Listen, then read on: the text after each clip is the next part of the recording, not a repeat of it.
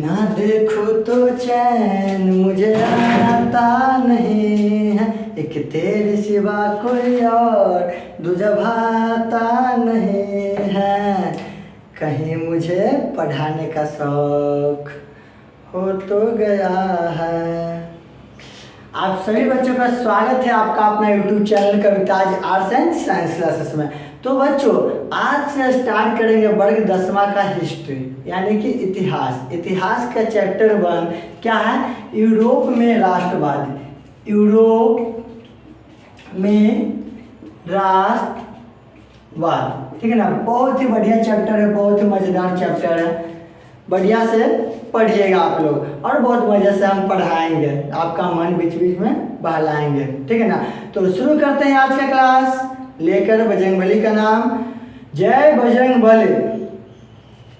चलिए तो बाबू आज हम आपको सिर्फ समझाएंगे और देखिए आप जितना भी क्लास आपको करवाएंगे बोर्ड पे लिखेंगे नहीं, ठीक है ना। थोड़ा समय लगता है और टाइम भी थोड़ा इन्वेस्ट हो जाता है। तो आपको नोट्स स्क्रीन पर दिखाया जाएगा, ठीक है ना। नोट्स मैं अपना खुद का नोट्स खुद से तैयार करता हूँ और उसी नोट्स से बच्चों को बहुत अच्छा से पढ़ाता हूँ। अब पढ़ाने का तो मेरा 5 तरीका आप लोग बखूबी जानते हैं। क्या? सबसे पहला तरीका नोट्स को लिखवाएंगे, फिर नोट्स को बहुत अच्छा तरीका से समझाएंगे, जब तक कि आपको समझ में ना आए तब तक समझाते रहेंगे, समझ गए ना। उसके बाद फर्स्ट चैप्टर का जैसे यूरोप में राष्ट्रवाद है तो इसका नोट्स पहले हो जाएगा। नोट्स के बाद क्या करेंगे, उसको हम समझा देंगे बहुत बढ़िया से और फिर उसको क्या करेंगे, उस चैप्टर का क्वेश्चन आंसर करवाएंगे। मैं करवाऊंगा, मैं लिखवाऊंगा, आप लोग बस देख के लिखिए और समझिएगा, समझ गए ना। फिर पर चैप्टर से किसी से 100 ऑब्जेक्टिव क्वेश्चन, किसी से 50, मतलब जितना ऑब्जेक्टिव क्वेश्चन बनता है और जो आपके लिए फायदेमंद हो, जो बोर्ड में हर साल पूछे जाते हैं वैसा क्वेश्चन आपको हम खुद देंगे, समझिए ना। और 5वां प्रोसेस मेरा क्या रहता है, वो ऑफलाइन बच्चों के लिए है टेस्ट। अगर आप भी ज्वाइन करना चाहते हैं ऑफलाइन बैच तो जल्दी ज्वाइन करें Kavita's arts and science classes, top resulting institution, और कांटेक्ट करें हमसे, ठीक है ना। कमेंट कीजिए तो हम आपको इन्फॉर्मेशन दे देंगे, समझिए ना। तो आज का क्लास यूरोप में राष्ट्रवाद।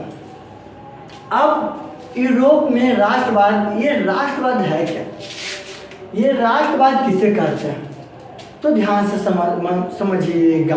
क्या करिएगा, ध्यान से समझिएगा राष्ट्रवाद क्या है। तो सबसे पहले इसका हम डिफिनेशन थोड़ा सा पढ़ लेते हैं, समझिए ना। ऐसे तो राष्ट्रवाद का मतलब होता है बच्चों अपने राष्ट्र से प्रेम करना। राष्ट्र यानी कि देश से प्रेम करना, यानी कि जो यूरोप महादेश है वहाँ पे कोई ऐसा कंट्री होगा, कहीं ना कहीं से तो राष्ट्रवाद की भावना शुरुआत हुआ होगा।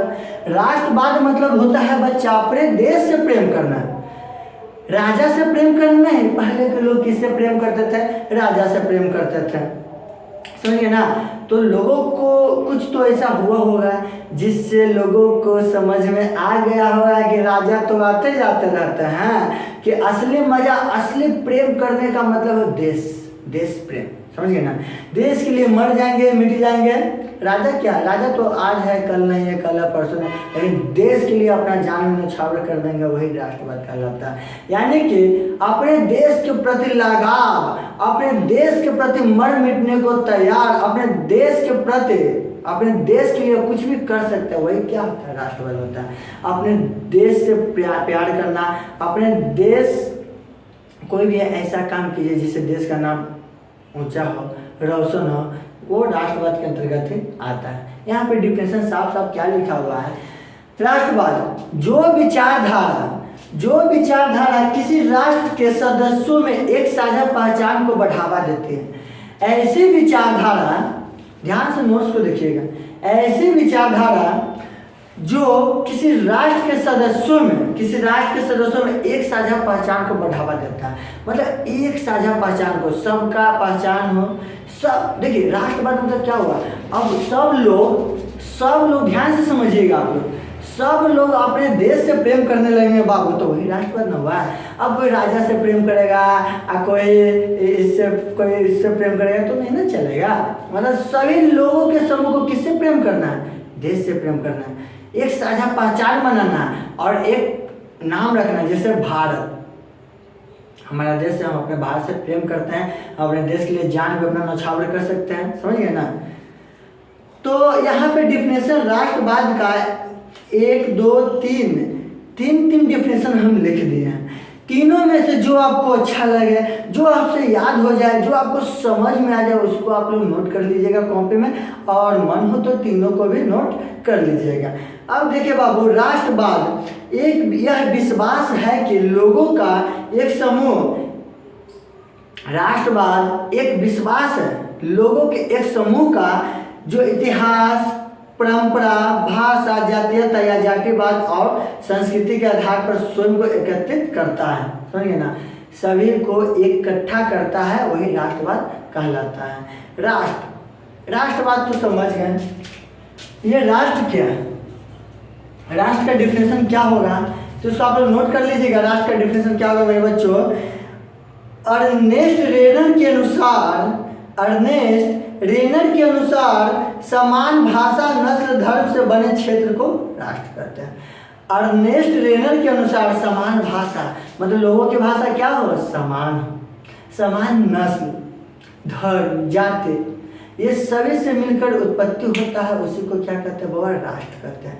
एक राष्ट्र का निर्माण ऐसे ही होता है, नस्ल धर्म से बनता है, जो क्षेत्र भाषा से, अब कोई क्षेत्र है वहाँ पे कोई भाषा है, विभिन्न प्रकार के नस्ल हैं, ठीक है ना, सभी नस्ल आपस में मिलते हैं, फिर एक भावना रखते हैं, एक समान व्यवहार रखते हैं, वो राष्ट्र कहलाता है। बात समझ गए, इसमें कोई दिक्कत नहीं ना, नोट करते रहिएगा।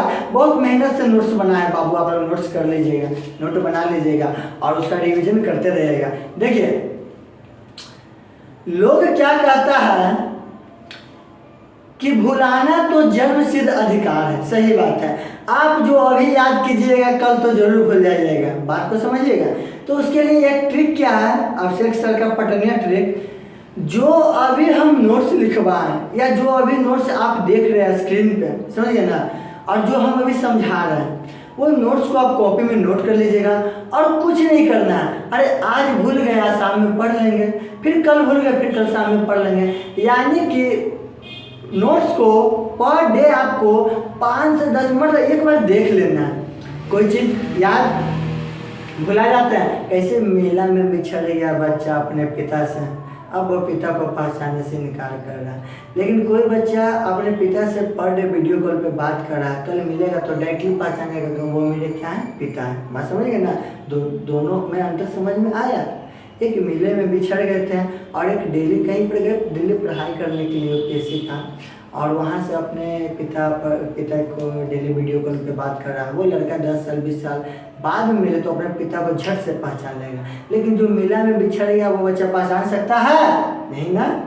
वही बात है, आपको स्ट्रॉन्ग मेमोरी स्ट्रॉन्ग करना है और याद करना है। कम से कम अधिकांश बच्चा तो यही चाहता है कि सर 10th में है तो कैसे मतलब पढ़ लिख के पास हो जाए। तो देखिए, जो ये भी चाहते हैं तो बस जो नोट से मेरा नोट कीजिए और पर डे क्या कीजिए, रिवीजन कीजिए। पर डे एक झलक देख लीजिए, एक झलक देख लीजिए, ठीक है। चलिए अब है बाबू, राष्ट्र एक लंबे प्रयासों और त्यागों निष्ठा का चरम बिंदु होता है। राष्ट्र का निर्माण ऐसे ही नहीं हो जाता है, बहुत लंबा प्रयास करना पड़ता है, वो सब उसके बाद एक राष्ट्र का निर्माण होता है। बात समझ गए ना, राष्ट्र यानी कि देश, ठीक है। राष्ट्रवाद, अब इसका बहुत बढ़िया डिफिनेशन राष्ट्रवाद का, अपने राष्ट्र के प्रति, अपने देश के प्रति प्रेम की भावना रखना ही क्या कहलाता है बच्चों, राष्ट्रवाद कहलाता है। बात समझ गया। आज यूरोप में राष्ट्रवाद, जिस तरह से एशिया है, एशिया महादेश, उसी तरह से यूरोप भी क्या है, महादेश है। तो यहाँ पे राष्ट्रवाद, आखिर यहाँ पे राष्ट्रवाद शुरुआत कैसे हुआ, किस देश से हुआ।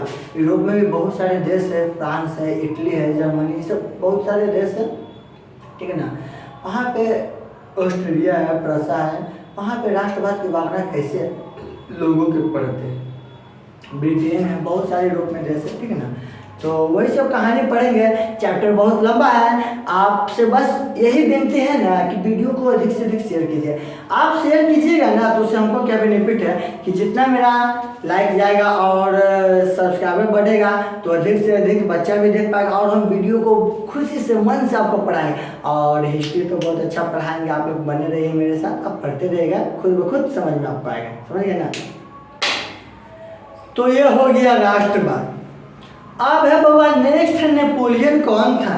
तो देखिए आपको हम बोल देते हैं, आपको हम बता देते हैं नेपोलियन कौन था। इसको आपको नोट नहीं करना है, इसको तो हम बाद में बताएंगे। देखिए Napoleon, I am big fan of Napoleon, मतलब उनका भी हम फैन थे और उनको मानते भी थे। जब हिस्ट्री पढ़े तब फाइन हो गया, हालांकि पहले से नहीं जानते थे उनके बारे में। समझ गए ना। तो बहुत अच्छे व्यक्ति थे नेपोलियन और उन्होंने क्या क्या काम किया वो सब तो नेक्स्ट क्लास में पढ़ेंगे। लेकिन आज सिर्फ राष्ट्रवाद, और नेक्स्ट क्लास में आपको बताएंगे क्या है कि जो राष्ट्रवाद है, यूरोप में राष्ट्रवाद का उदय, यूरोप में राष्ट्रवाद का नेपोलियन ये सब के बारे में तो बाद में पढ़ना है। सबसे पहले आपको क्या पढ़ना है, यूरोप में राष्ट्रवाद का, सॉरी माइकर भी नहीं हो रहा है, यूरोप में राष्ट्रवाद का उदय। तो मिलते हैं नेक्स्ट क्लास में। इसको आप लोग शेयर कीजिए, ठीक है ना, अधिक से अधिक शेयर कीजिए। मिलते हैं नेक्स्ट क्लास में।